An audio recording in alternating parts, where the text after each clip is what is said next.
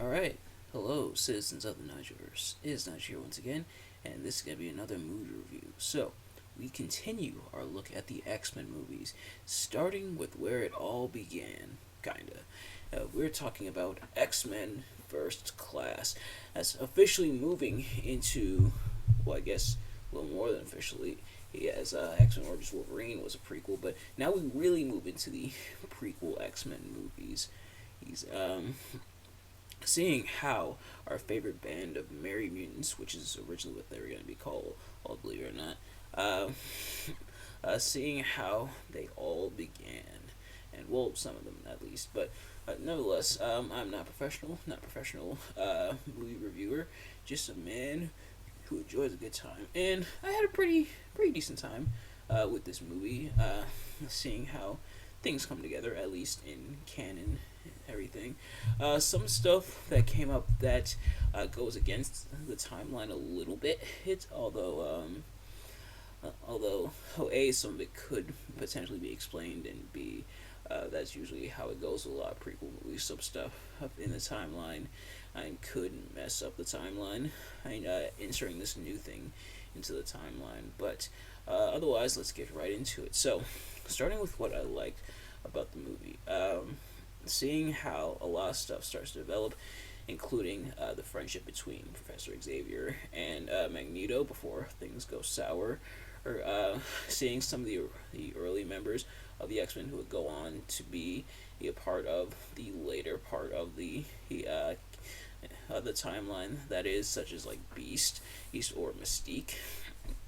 Seeing how they came to be here, or and having a familiar adversary for the X Men, which this time around is the Hellfire Club, head by Samuel Shaw, also consisting of Azel. I think I mispronounced his name, but him. I forgot the guy's name who does the whirlwind, and I don't think I actually mentioned his name in the movie, but I think Riptide is his name. Him, and then Emma Frost, us as well. Well, and then Angel, who starts off as part of the X Men, but then she joins the Hellfire Club and their mission as well, being a part of that. Seeing the Hellfire Club here, and seeing how they weave into our characters, such as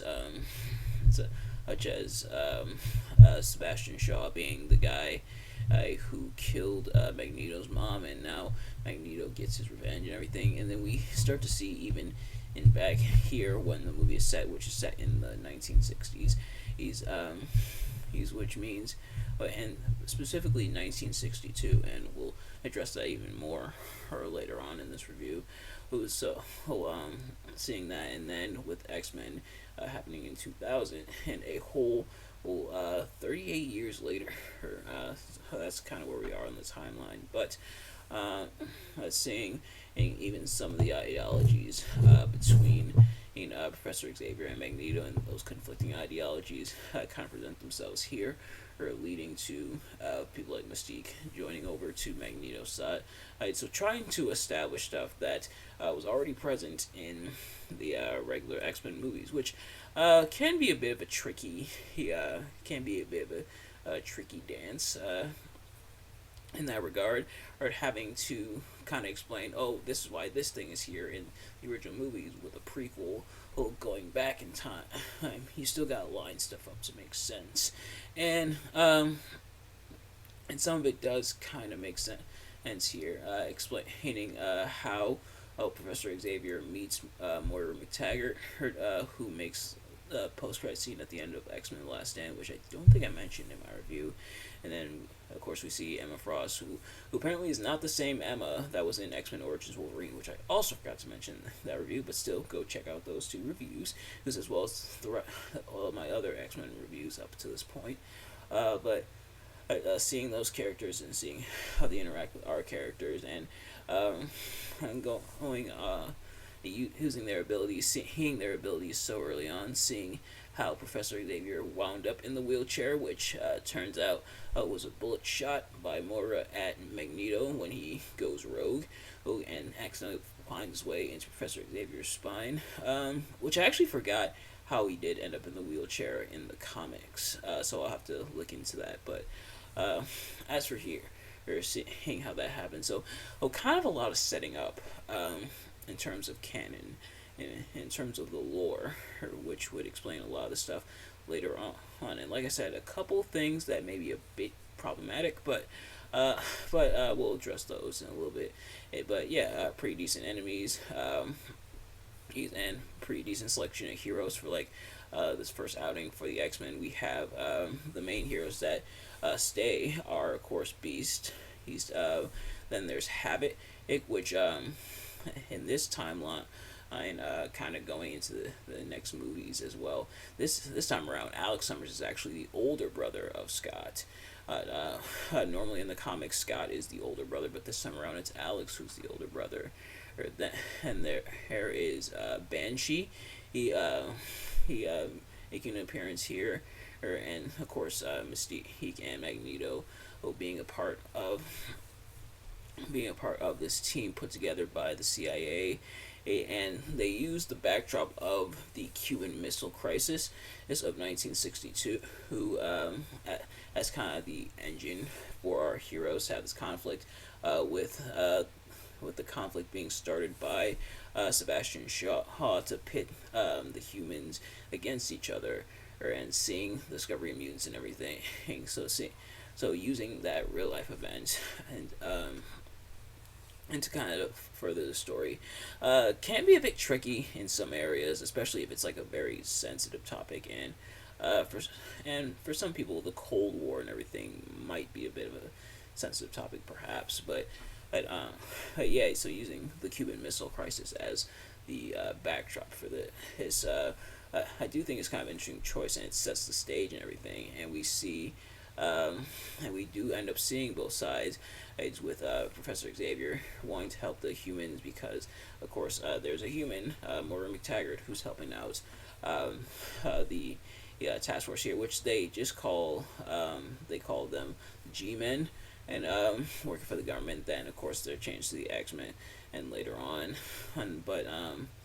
then we also see some of Magneto's points, such as after being saved by the mutants, both the U.S. and Russia both immediately fire missiles onto the mutants and everything. And so kind of seeing both sides, which of course is the major part of X-Men, the fact that both sides are kind of presented for and against the humans, and they're presented relatively equally in the case of this movie, I would say, and in the franchise as a whole.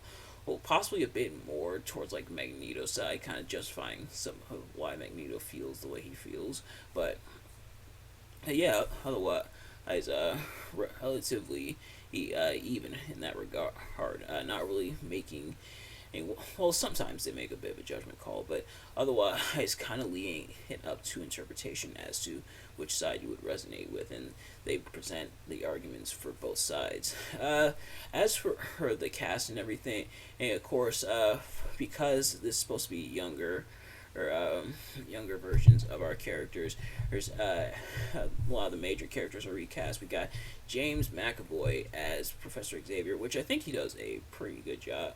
Of course, not quite as we see some of like the very mature, serious side of Professor Xavier, or wanting to help the humans and everything, but he's also a bit immature and arrogant at times. And it's a bit of a playboy because, and it makes sense because it's a much younger Charles Xavier before the X-Men, before all of that. And then we see Michael Fassbender as Magneto, who I think does a pretty good job, and responsible for those memes like, hey, I want the real Mystique. I said the real Mystique, perfection. That type of memes, but seeing him and seeing how these characters are developed and kind of seeing why they do the things they do, who I think is important, and we kind of see that a bit more from Magneto, as opposed to Xavier. We see how he meets Mystique, how Professor Xavier meets Mystique, or I might interchange between Professor Xavier and Charles Xavier, but seeing how Professor Xavier meets Mystique. Meanwhile, we see Magneto, aka Eric Lensher, this time around his last name is Lyncher, but seeing how he came up through, of course, the Holocaust, being a Holocaust survivor and everything, and seeing how his perception towards humans was soured by, ironically, another mutant in Sebastian Shaw. Although although also it would have been soured through, of course, the Holocaust, which major human tragedy and everything in that regard. But seeing how he's built up gives his character motive, and you do kind of resonate with him, and kind of seeing how a lot of his actions are in a place of anger and revenge, which you can't blame him considering all he's been through. And I think that's the idea, that's the whole point and everything. And then we see Jennifer Lawrence as Mystique, which, admittedly, Jennifer Lawrence I do really like. I mostly remember her as Katniss from the Hunger Games movies, which the only Hunger Games movies I haven't seen are actually the Mockingjay ones, which the Mockingjay book I actually have read, but I haven't seen the Mockingjay movie, part 1 or 2, so I'll have to take a look at the movie to see how they did the book and everything. But yeah, so she's here as Mystique, and seeing her conflict with her outward appearance and her constantly having to hide her appearance, and they do give another vehicle to that through Beast, where they kind of bounce off each other in terms of playing off each other's desires to look normal, similar to like Magneto or Professor Xavier, where their mutation isn't like physically noticeable. Also, a lot of different threads that they open up in the case of this movie, but also leaves some questions that will be answered when you go back to watch either the original movies or even some of the other X-Men movies down the line later in the prequels. So yeah, all that stuff, quite a bit hit to throw at you, and it's quite a lot to take in, and this one on the bit longer side when it comes to the X-Men movies, about 2 hours and 11 minutes.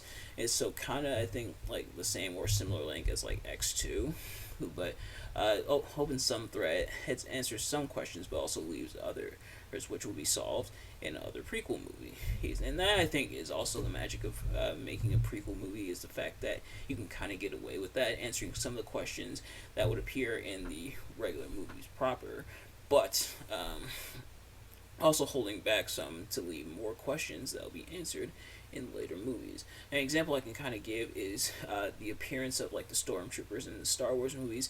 Is the fact that that's kind of how they look in the prequel trilogy, and the fact that they're also clones and everything, and how the clones turned on the Jedi.